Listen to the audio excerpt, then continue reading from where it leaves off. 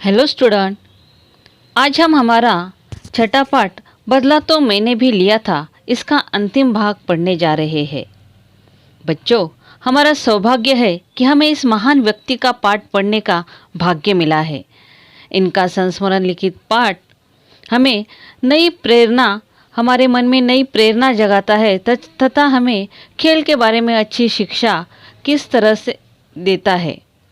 बच्चों, आपने तो जाना ही होगा कि संस्मरण यानी कि क्या। इसका अर्थ स्मृति के आधार पर किसी विषय या व्यक्ति के संबंध में लिखी किसी लेख या ग्रंथ को संस्मरण कहते हैं।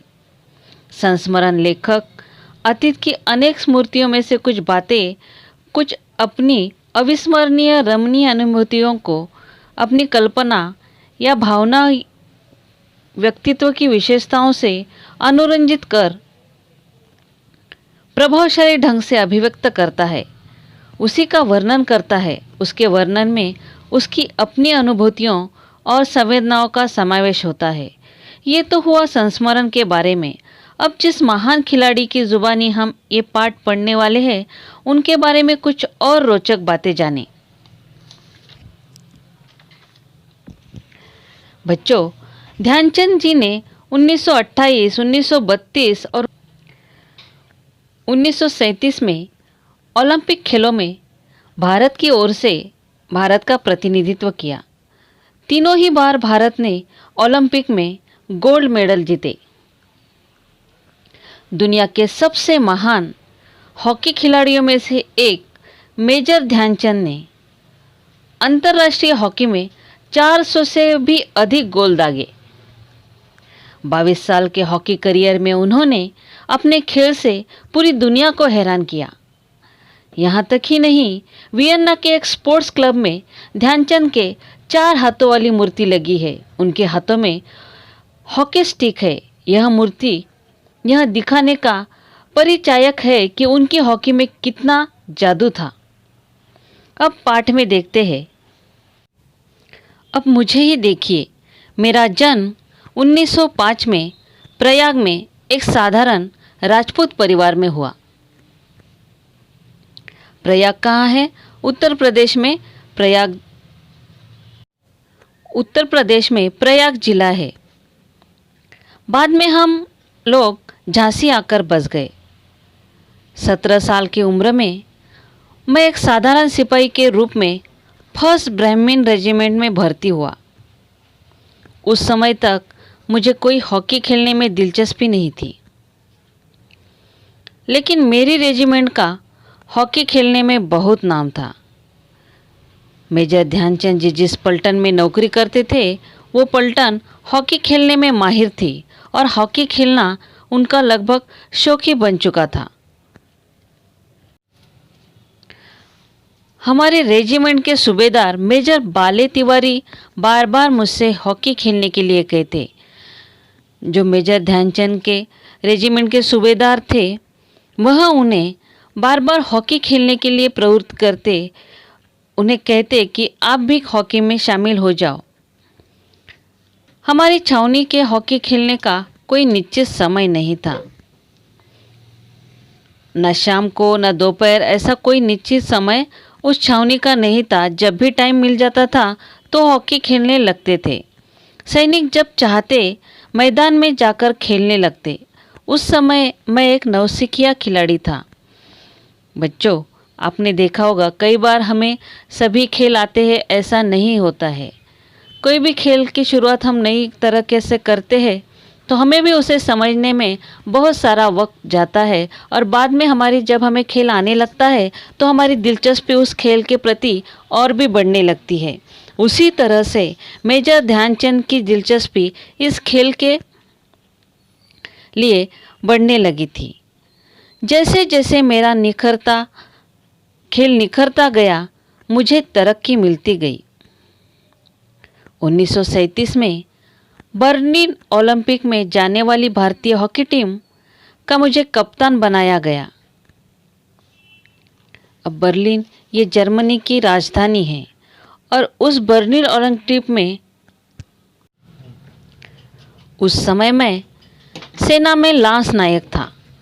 लांस नायक यानी कि भारतीय सेना में सेना का वो पद जहाँ जो नायक पद से छोटा होता है, और ऐसे पद पे मेजर ध्यानचंद जी थे। बर्लिन ओलंपिक में लोग मेरा खेल देखकर इतने प्रभावित हुए कि उन्होंने मुझे हॉकी का जादूगर कहना शुरू कर दिया। खेलते समय सारे गोल मैं खुद ही नहीं करता था।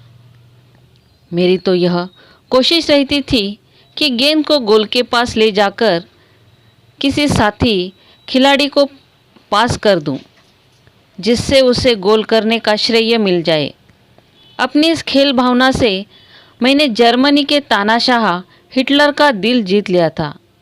लोग कहते हैं कि उसने अपने किसी अधिकारी से पूछा था कि यह खिलाड़ी भारतीय सेना में किस पद पर है। जब उसे पता चला कि मैं लांस नायक हूँ, तो उसने अपने उसी अधिकारी से कहा कि इसे कहो जर्मनी आ जाए, मैं इसे मार्शल बना दूंगा। खेलते समय ध्यानचंद सारे गोल खुद नहीं करते थे। उनकी कोशिश रहती थी कि गेंद को गोल के पास ले जाकर किसी साथी खिलाड़ी को पास कर दूं, जिससे गोल करने का श्रेय उसे मिल जाए। हिटलर ध्यानचंद की इस खेल भावना से बहुत प्रभावित हुए। बर्लिन ओलंपिक में ध्यानचंद के शानदार प्रदर्शन से प्रभावित होकर हिटलर ने उन्हें आमंत्रित किया था। जर्मन तानाशाह ने उन्हें जर्मनी की फौज में बड़े पद का लालच दिया और जर्मनी की ओर से हॉकी खेलने को कहा, लेकिन ध्यानचंद ने उसे ठुकराते हुए हिटलर को दो टूक अंदाज में जवाब दे दिया, हिंदुस्तान ही मेरा वतन है और मैं उसी के लिए आजीवन हॉकी खेलता रहूँगा। बर्लिन ओलंपिक में हमें स्वर्ण पदक तो मिला ही, हिटलर ने अपनी ओर से मुझे भी एक पदक दिया। किसी खिलाड़ी के लिए इससे बड़ा गौरव और क्या हो सकता है। मैं खेलते समय सदा इस बात का ध्यान रखता था कि अपने देश के लिए खेल रहा हूँ और हार या जीत मेरी नहीं बल्कि मेरे देश भारत की ही है। आगे मेजर ध्यानचंद जी कहते हैं कि मैं आपको एक संस्मरण और सुनाना चाहूँगा। 15 अगस्त 1937 का दिन मेरे लिए संस्मरणीय है।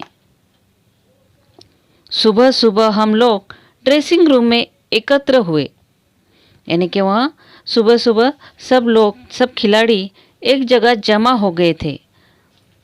अभ्यास मैच की पराजय से हर एक के दिल में दहशत बनी हुई थी और हर एक किसी चेहरे पर एक विचित्र प्रकार का भय था। इस मैच के परिणाम के बारे में सभी विचलित थे, यानी कि कैसा होगा, क्या हम जीत पाएंगे या नहीं, ऐसे विचारों से सब जन विचलित थे। फाइनल मैच वैसे तो 14 अगस्त को खेला जाना था, लेकिन उस दिन इतनी बारिश हुई कि मैदान में पानी भर गया।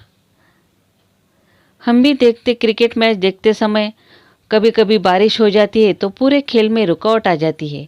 उसी तरह से इस मैच में भी वैसा ही हुआ था। पानी की वजह से 14 अगस्त को जो मैच खेला जाने वाला था वह रोक दिया गया था।